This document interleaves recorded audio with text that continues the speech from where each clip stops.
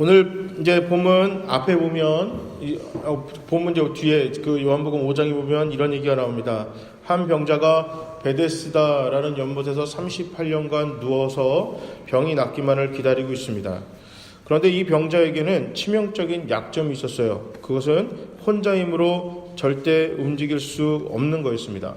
이 베데스다 연못에는 전설이 있는데 연못에 물이 움직일 때 가장 먼저 들어가는 사람이 그 병이 낫는 그런 전설이 있습니다. 그래서 이 남자보다 더 치명적인, 더 안 좋은 병에 걸린 사람이 그 자리에 있었을 수 있겠으나 이 베데스다 연못에는 이 남자만큼 절망적인 사람은 없습니다. 아까 말씀드렸듯이 혼자 힘으로 못 움직이기 때문입니다. 그래서 이 사람은 희망과 좌절, 이 두 가지 감정을 가지고 38년간 같은 자리에 누워만 있었습니다. 그런데 예수님이 이 병자를 만나셨습니다. 그리고 고쳐주셨어요. 자, 그리고 누워있던 자리를 들고 이 병자가 걸어갑니다. 기적이 일어났습니다. 물이 움직이지도 않았는데 병이 나았습니다. 그런데요, 그 장면을 보고 누군가가 이렇게 이야기합니다. 안식일날 물건 옮기면 안 되는데, 안식일날 물건을 움직이면 안 되는데, 하필 예수님이 병자를 고쳐주신 날이 안식일이었습니다. 유대인에게 있어서 안식일은 아무 일도 하면 안 되기 때문에 38년간 좌절된 그 자리를 박차고 일어나 새로운 희망의 삶으로 자리를 옮기는 순간, 그 순간도 인정할 수 없었습니다. 병자를 고친 것도, 병자가 일어나 침상을 옮긴 것도 유대인들은 받아들일 수가 없었습니다. 이것이 내용을 잃어버린, 형식에 사로잡힌 사람들의 사고방식을 성경은 단적으로 보여주고 있었습니다. 오늘 본문도 마찬가지입니다. 예수님께서 사마리아의 수가성을 방문하셨고 그 사람들이와 예수님께 질문합니다. 오늘 본문 바로 앞에 있습니다. 20절입니다. 자, 우리 조상들은 이 산에서 예배하였는데 당신들의 말은 예배할 곳이 예루살렘에 있다 하더이다. 이렇게 말합니다. 여기서 말하는 이 산은 그리심산, 그것을 이야기합니다. 자, 남유다가 바벨론의 포로를 마치고 예루살렘과 성전을 건축하는데 사마리아 지역에 사는 사람들을 배척했어요. 이유는 간단합니다. 혼혈 민족이라 그런 이유 때문이었습니다. 이것이 기원전 4세기입니다. 기원전 4세기에 이런 일이 벌어졌고요. 그래서 약 400년, 오늘 본문에 나왔던 예수님 시대까지 한 400년의 시간이 흘렀습니다. 자, 그동안에 그렇게 갈등이 이어져 내려왔습니다. 전통을 따라 예루살렘 성전에서 예배를 드려야 하는 건지 아니면 사마리아 성전에서 그리심산에서 예배를 드려도 되는지 예수님께 질문하고 있습니다. 그럴 때 예수님 이렇게 대답하십니다. 형식적이지 않는 참 예배자가 되십시오. 예수님이 그렇게 질문합니다. 자, 이 산도 아니고 저 산도 아닙니다. 그러니까 예루살렘도 아니고 그리심산도 이거 중요한 게 아닙니다. 정말 중요한 거는 참된 예배자가 되는 게 중요합니다. 이게 예수님 그렇게 말씀하셨어요. 이게 얼핏 보면 예수님 형식적인 어떤 그런 삶의 자리, 예배 장소 무시하셨나 보다 이렇게 그렇게 보일 수 있어요. 그렇지 않습니다. 자, 시간을 정하고 같은 장소에서 하나님께 예배를 드렸습니다. 그런데 유대인들은 사마리아의 예배가, 그 제사가 가짜다 이렇게 주장했어요. 왜냐하면 예루살렘이 아니었기 때문이었습니다. 이게 한두 번 지적한 게 아니라 400년 넘게 그 지적을 하고 인정하지 않습니다. 그동안 사마리아 사람들 마음에는 멍이 들고 있습니다. 점점 유축됩니다. 자, 지금 자기들이 드리는 예배는 가짜 같은 느낌이 듭니다. 그러다 보니 형식적으로 억지로 드리기 시작했습니다. 예배자가 없는 형식적인 예배를 드리게 됐습니다. 그런데요, 그렇다면 예루살렘에서 드리는 예루살렘 성전에서의 예배가 진짜여야만 합니다. 그렇게 인정받아야 되는데 안타깝게도 예수님은 예루살렘 성전에서 드리는 예배도 가짜다, 예배자가 없다 이렇게 평가하셨어요. 형식적인 예배가 점점 하나님의 백성들의 삶을 무너뜨립니다. 이게 안타까운 거예요. 자, 지금 예루살렘도 그렇고 사마리아도 그렇고 둘 다 예배가 틀렸다는 겁니다. 형식적인 예배만 드리고 있다. 그 결과 어떻게 드러났냐? 너희들의 삶이 무너졌다. 예수님 그렇게 계속해서 이야기하고 다니십니다. 하나님을 믿는 사람들은 예배와 삶이 절대 분리가 될 수 없습니다. 제가 그 청년부를 오래 했다 보니까 또 장년들한테도 이런 질문을 많이 듣습니다. 예배를 잘 드린다고 믿음이 좋은 건 아니잖아요. 이렇게 질문을 많이 들어요. 그러니까 꼭 예배만 잘 드린다고 믿음이 좋은가요? 예배를 잘 드린다고 무조건 믿음이 좋다고 할 수 없으나 예배를 잘 드리지 않는 사람은 절대 믿음이 좋을 수가 없습니다. 그러니까 예를 들어서 그런 거예요. 이게 집에 잘 들어간다고 좋은 아빠인가요? 집에 잘 들어간다고 좋은 엄마인가요? 그렇지 않을 수 있어요. 회사 끝나고 다른 데 안 가고 따박따박 집에 가고 다른 데 안 가는 어머니 아버지가 좋은 엄마 아빠가 아닐 수는 있으나 아무 이유도 없이 특별한 이유도 없이 집에를 잘 안 들어가는 엄마와 아버지가 좋은 엄마일 리는 없죠. 마찬가지입니다. 그러니까 모든 예배를 잘 드린다 해서 좋은 믿음의 사람이 될 수 있다는 정확한 근거는 있을 수는 없으나 예배를 제대로 드리지 않는데 믿음이 올바로 설 수는 절대 불가능한 것입니다. 자, 이게 우리가 삶이 분리가 될 수가 없어요. 예배가 무너지면 삶도 무너질 수밖에 없습니다. 악순환이 반복됩니다. 무너진 삶이 계속되니 예배가 점점 형식적으로 드리게 되어 있습니다. 그래서 우리의 삶 전체가 하나님께 드리는 예배다. 로마서의 12장에 누가 얘기했어요? 사도 바울이 너희들의 영적인 예배, 삶의 모든 것을 예배로 드리는 삶을 살아야 한다. 사도 바울이 그렇게 강조를 했어요. 왜냐하면 그 시대에도, 이 성서 시대에도 사람들은 형식적으로 예배만 드리면 나는 괜찮다라는 착각에 빠져 있었기 때문입니다. 예배와 삶이 분리되어 있었어요. 그러니까 교회에서는 좋은 크리스찬인데 믿음의 사람인데 집에서는 아닌 거예요. 그러니까 이게 저는 여기서 되게 우아한 목사예요.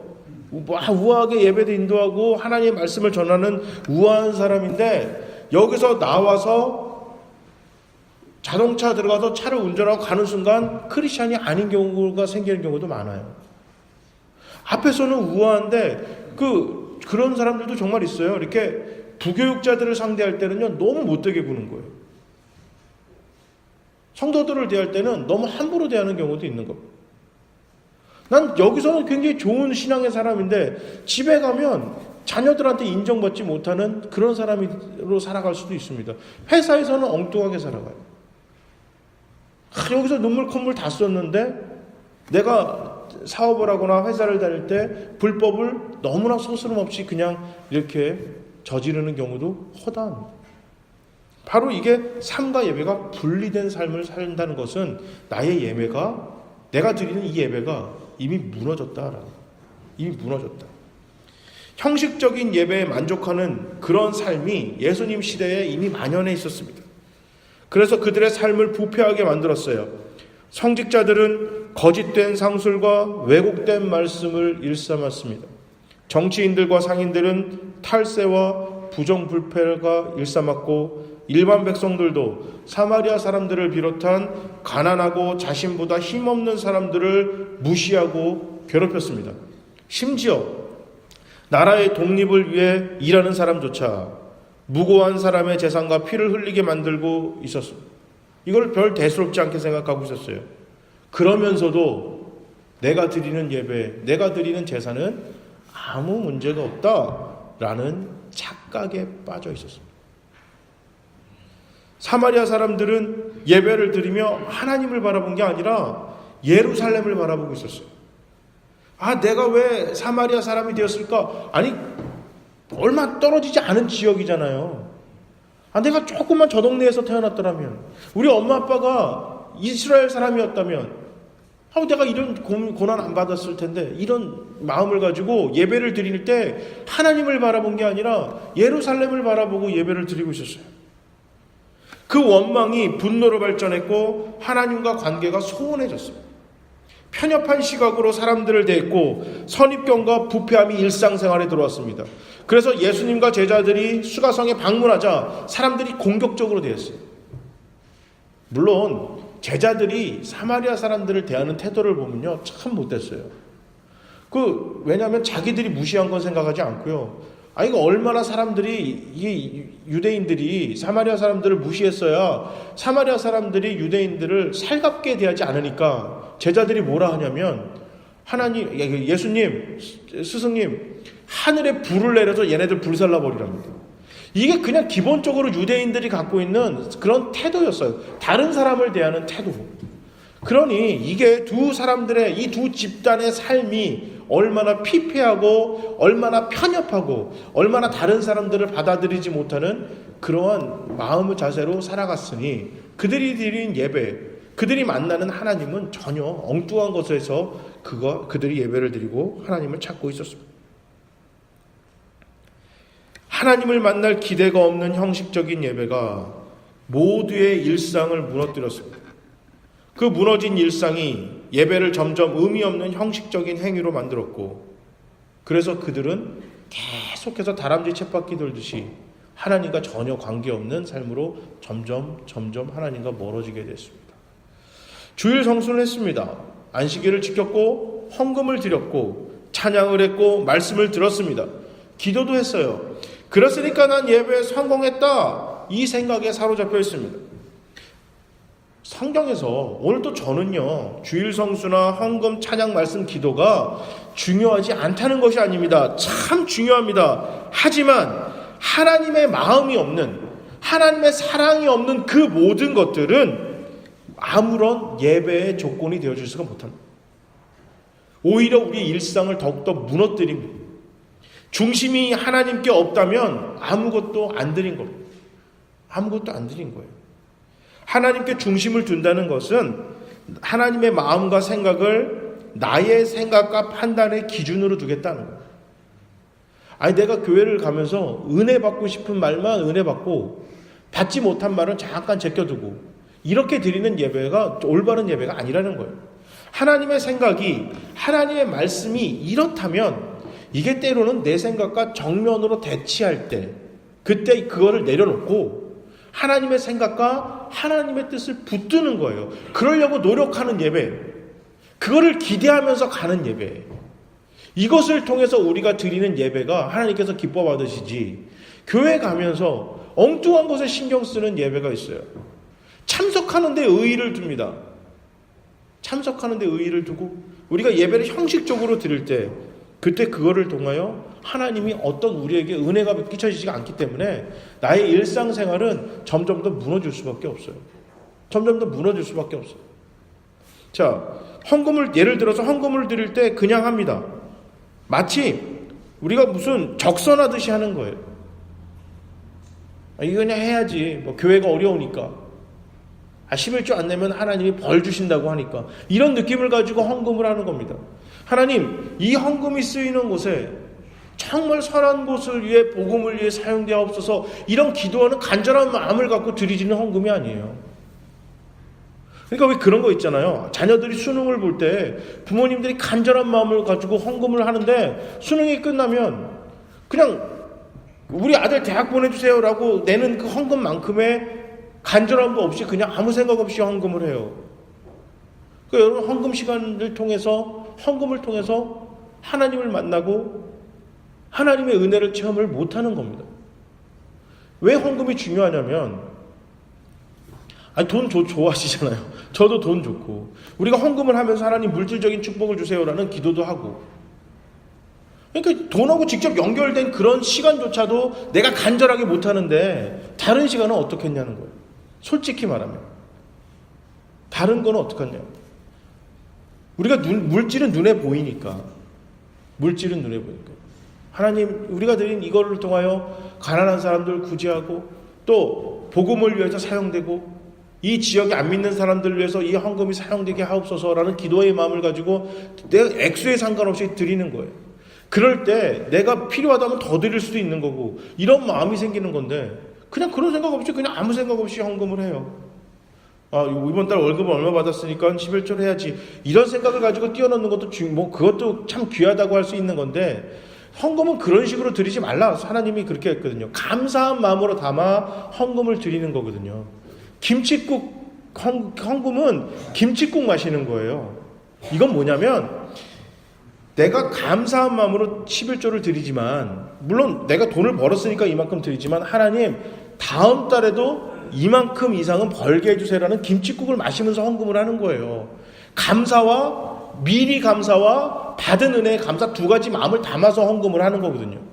하나님, 우리가 지금은 이만큼 헌금밖에 못 드리지만 하나님 나를 축복하시면 내가 더 많은 헌금을 드릴 수 있도록 헌금을 나에게 축복하시옵소서. 그러나 이 헌금이 꼭 좋은 데에 사용될 수 있도록 하나님 축복해 주셔서, 이런 마음을 가지고 드리는 헌금이랑, 이거 이번 달 나갈 돈도 많은데 다음 달에 내가 헌금 조금 더 드리지 뭐, 이번 달은 이것만 하자, 이렇게 드리는 헌금이랑, 내가 헌금 시간에 헌금을 드릴 때 그 시간을 통하여 간절한 마음이, 이거 확연히 차이 나지 않겠어요? 너무너무 차이 날 수밖에 없습니다.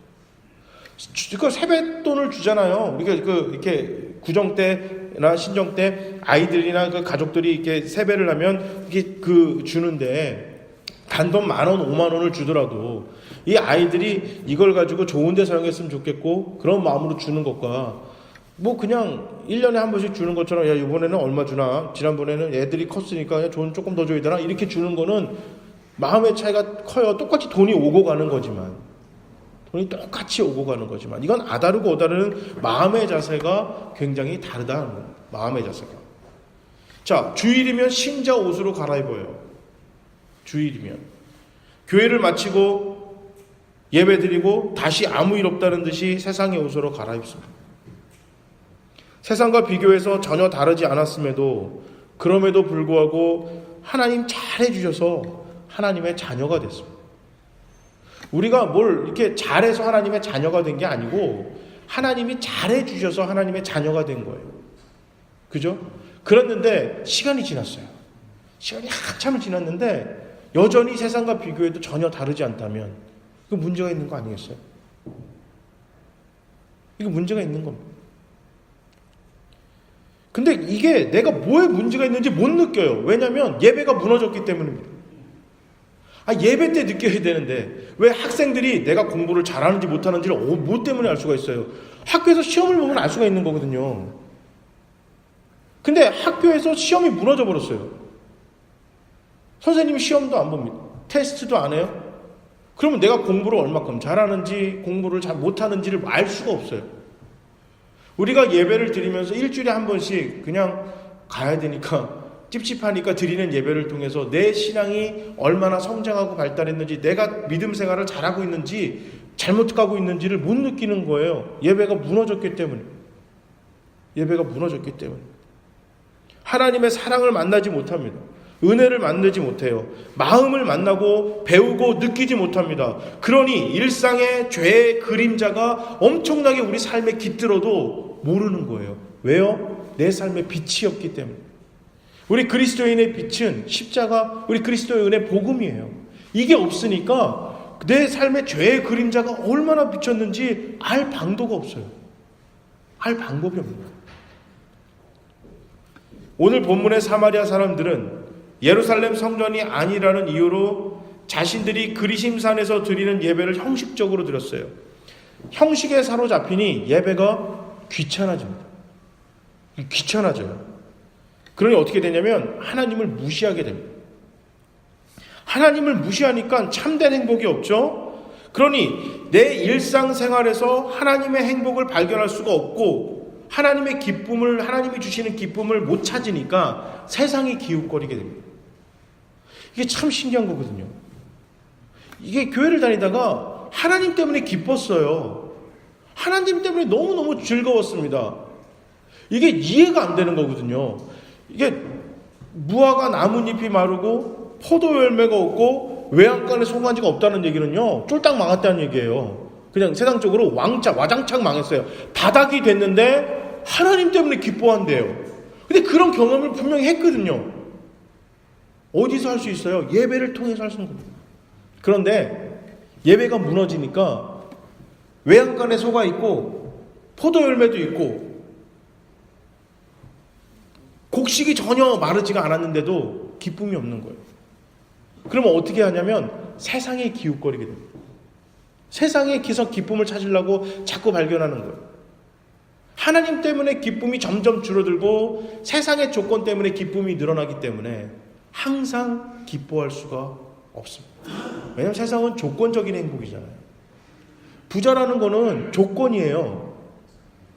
이게 제가 어렸을 때 워낙 그 화곡동 그때는 지금 가난한 동네였기 때문에 다 가난했는데, 제가 생각하는 부자는 집에 초인종이 있는 집, 이게 내가 생각하는 부자였어요. 집에 초인종이 있으면 부자였어요. 띵동 누르고 들으면 이게 부자다, 전 그렇게 생각했단 말이에요.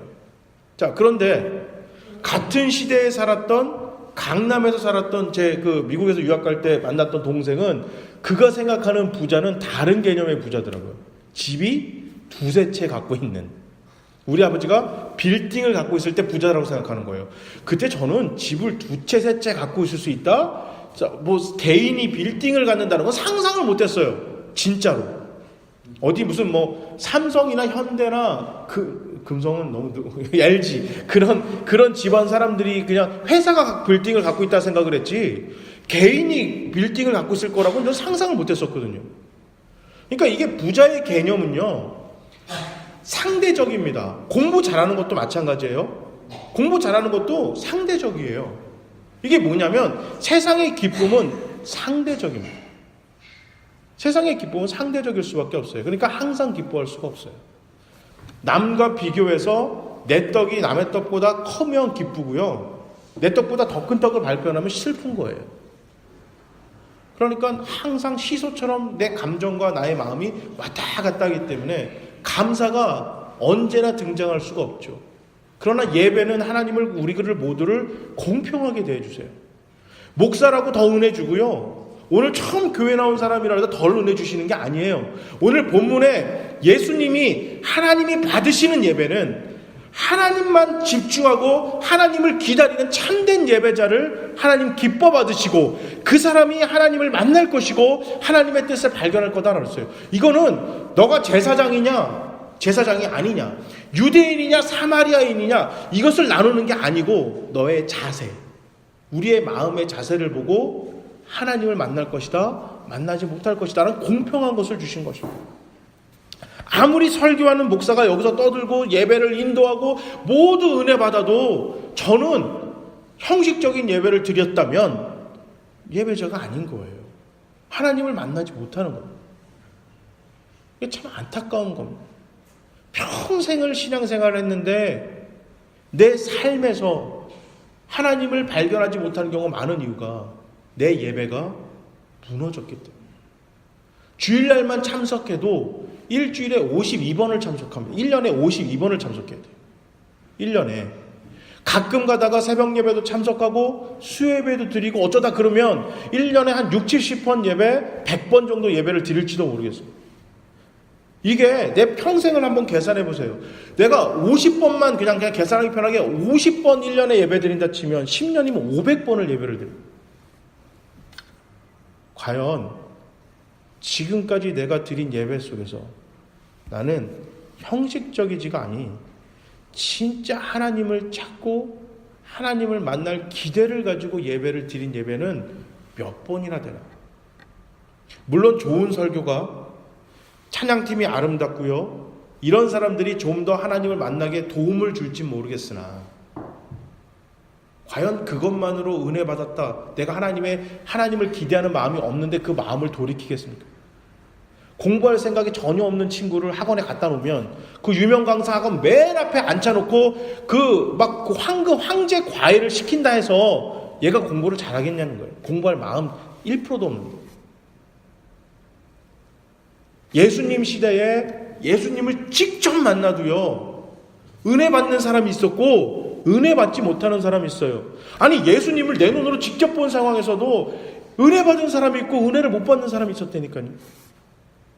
예수님의 설교를 들어도 그 설교를 듣고 하나님을 발견하고 은혜를 받는 사람이 있는 반면에 예수를 죽여야겠다라고 생각이 드는 사람들도 있었다고 성경에 정확하게 기록되어 있습니다. 그럼 예수님이 잘못된 걸까요? 예수님의 설교가 별 볼 일 없어서 그들은 예수를 배척하고 멀리하는 그런 마음이 들었을까요? 예수님의 제자들은 365일 예수님하고 같이 지냈는데도 기도 좀 하자 하니까 머리 쳐박고 코 골면서 잡니다. 아, 귀찮게 우리 스승님은 왜 자꾸 기도하자고 날 귀찮게 하나? 예수님이 제자였는데도 불구하고. 아니, 아무리 목사가 훌륭하다 한들 예수님만 하겠어요? 아무리 목사가 능력이 좋다 한들 죽은 사람을 살린 사도 바울만 하겠냐? 그 사람한테도 은혜 못 받는 사람들이 있었고 은혜 받는 사람들이 있었습니다. 이거는 예배를 드리는 자의 자세에 따라 하나님을 만나주는 거예요. 그래서 누구나 공평한 것입니다. 예배는 누구나 공평하게 드릴 수 있는 예배인 것입니다. 하나님을 수많은 보험 중에 하나로 여겨요. 들어놓는 거예요. 불안하니까. 처음에는 아니었는데, 처음에는 하나님을 진짜 믿음으로 내가 갔는데 이제는 언젠가부턴가 내가 하나님을 수많은 보험 중에 하나인 거예요. 왜냐하면 예배를 통해서 하나님을 만나지 못하니까. 예배를 통해서 하나님을 만나지 못하니까. 이런 자세로 하루하루를 사는데 하나님의 백성과 하나님을 믿지 않는 사람이 얼마나 다를까요? 세상 사람들과 기독교인과 과연 얼마나 차이가 나요? 환경의 문제가 아니다. 우리 주님 그렇게 얘기하신 거예요. 혈통의 문제도 아니다. 400년간 너희들에게 갈등을 갖고 선을 그어왔던 그 혈통의 문제도 아니다. 예배에 무엇을 입을까 옷에 집중하지 말라는 겁니다. 예배에 하나님의 은혜를 체험하길 기대하라. 혈통도 아니고 장소도 아니고 환경도 아니고 너희가 드리는 그런 그 부의 그런 축적의 그런 목적도 아니다라는 거예요. 교회에 예배를 드린 이유는 하나님을 만나는 것이 예배의 목적이다. 형식적으로 드리지 말라는 거예요. 형식적으로 억지로 헌금을 드리며 스스로 위로하지 말라는 거예요. 선한 곳을 위해 쓰여지기를 바라며 그렇게 간절하게 드리지 않는 헌금 하나님 기쁘게 받지 않는다는 그 성경의 구약 성경에서 사람들이 이제 포로 시대에 돌아왔어요. 그 다음에 헌금을 내기 시작합니다. 성전을 짓자고. 근데 경쟁이 붙었어요. 저 사람은 이만큼 했대. 이 사람은 이만큼 했다니까 막 경쟁이 붙어서 헌금했어요. 좋을 것 같잖아요. 헌금 많이 하니까. 하나님이 화가 났어요. 다 가져와라. 그래서 하나님이 뭐라 하시냐면 내가 거지냐 그랬어요. 내가 거지냐. 감사함으로 드리지 않는 헌금 나 받을 생각 없다라. 생각해 보세요. 여기 헌금 바구니에 또 헌금통에 우리 헌금을 하는데 하나님이 가져가시나요? 이거 싹 사라져요? 천국으로 확 가나요? 그대로 있어요. 그리고 이건 어디로 가냐면 그 재정부로 가요. 그래서 그 여러분들 그 헌금하셨습니다. 그 도장 다 찍어드리고 그 연말정산 때 부탁드리면 헌금한 거 딱 해갖고 세금 정산할 수 있도록 도와드리고. 그래서 이걸 가지고 여러분들 교육자들 월급도 주고 전기세도 나가고 근데 교회에서 필요한 것도 하고 구제도 하고 전도도 하고 다 그런데 우리를 위해 쓰는 거예요. 그럼 우리는 어떻게 하는 거냐? 우리의 마음을 담는 거예요. 하나님 우리의 마음을 보시는 거예요. 자, 주문 외우듯이 기도하지 말라는 겁니다. 사도신경하고 주기도문하고 우리가 수많은 기도를 하지만 개인 기도는 좀 아니에요. 개인 기도는 괜찮지만 우리가 뭐 사도신경이나 주기도문 할 때 하늘에 계신 우리 아버지요 이름이 거룩히 여김을 받으시오며 이거 그냥 주문 외우듯이 해요. 달달달달달달달달달달달 막 주문 외우듯이 아무 생각 없어요. 그렇게 하는 기도를 통해 과연 하나님과 나와의 그런 이야기가 되겠냐는 거예요. 하나님의 말씀을 귀에 흘리는 것이 아니라 마음의 중심에 새기라. 마음의 중심에 새기라. 이것이 성경에서 이야기하는 예배를 듣는 태도입니다. 과연 하나님은 나를 통해 무슨 말씀을 하실 것인지. 바로 지금 우리의 마음과 시간과 물질의 시선을 하나님께 집중하는 예배를 드리는 것입니다. 오직 하나님께 집중하는 겁니다. 1시간 드리는 동안 예배를 통해서 나의 집중력을 세상의 다른 곳에 두는 것이 아니라 하나님께만 집중하라. 오늘 예수님이 우리에게 말씀하시는 겁니다. 이게 형식을 깨트리는 예배가 되어지는 것입니다. 하나님께만 집중하는 예배를 잃어버릴 때 믿는 자의 참된 일상을 잃어버릴 수밖에 없습니다. 하나님을 믿는 사람답지 않은 일상은 하나님이 없는 예배를 드릴 수밖에 없고, 이러한 악순환이 계속해서 반복되는 겁니다. 이 악순환의 고리를 끊어버리는 것은 참된 예배를 드리는 것입니다. 하나님께 집중하는 예배를 드리는 것입니다. 아이들을 가르칠 때 교육법에 나와 있어요. 다 그런 건 아니에요. 근데 이게 뭐 여자아이와 남자아이는 좀 차이가 있나 봐요. 근데 우리나라만 그런 게 아니라 외국도 그래요. 그래서 여자아이들을 혼낼 때는 그냥 이야기를 한대요, 선생님이. 근데 교육법에 아직 뭐 수정이 됐는지 모르겠지만 남자아이들은 선생님 눈을 쳐다보게 만든대요. 땅을 보고 있으면 날 봐, look at me, 날 봐, 계속 얘기를 해요. 남자아이들은 딴 데 보면 딴 생각을 해서 그런가 보죠. 저를 짜는 사람 모르겠어요. 저를 돌아보면 그랬던 것 같아요. 군대에서도 막 이렇게 막 잔소리하고 그러면 저는 순간적으로 이렇게 딴 생각을 들거든요. 그러면 맨날 그 혼났었는데,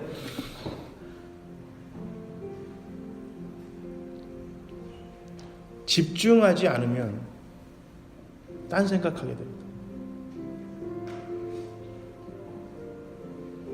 목사님 타이 이쁘네. 뉴저지에 있을 때 같은 타이를 한 달 정도 한 적이 있어요. 담임 목사님 안식년 가시는 바람에 부목사 저 혼자밖에 없어서 제가 한 10번 정도 설교를 했는데 한 달 동안 같은 타이를 맸어요. 저는 그냥 성격이 맨 앞에 내 눈에 보이는 거 그냥 해요. 그랬더니만은 이제 권사님이 한 분이 이렇게 주시면서, 목사님 다른 타이도 좀 하세요. 그래서 감사합니다 이렇게 받으면서 그냥 혼자 들었던 생각에, 타이는 참 감사한데 설교 제목은 기억하실까? 목사의 머리 스타일, 웃긴 얘기 다 기억나는데 도대체 예배 때 뭐하고 왔는지는 하나도 기억이 안 나. 나는 오늘 교회 갔다 와서 예배 드리고 와서 하나님이 나한테 하시는 말씀은 뭐였지? 라는 고민도 없이 와서 앉아 있으니까.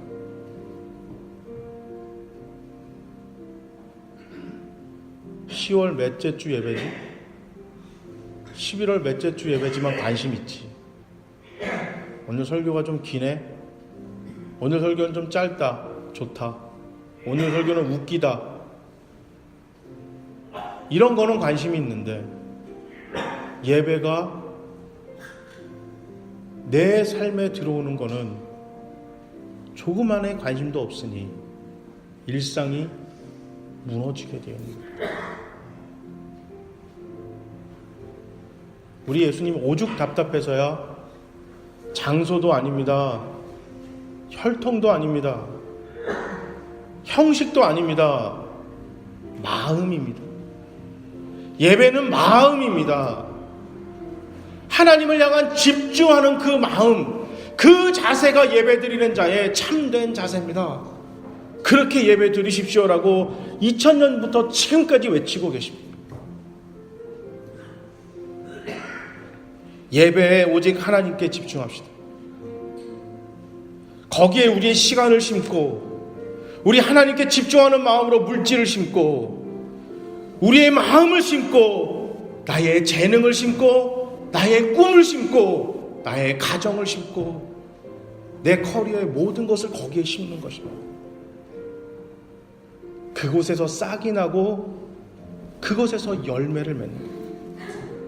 썩어 없어질 세상에 심지 마시고 알파와 오메가 되시는 처음과 나중이고 언제나 영원하신 하나님께 우리의 모든 것을 심는 참된 예배자가 되시기를, 우리의 모든 삶을 살아 일으키는 참된 예배자가 되시기를 주님의 이름으로 축복합니다. 아멘.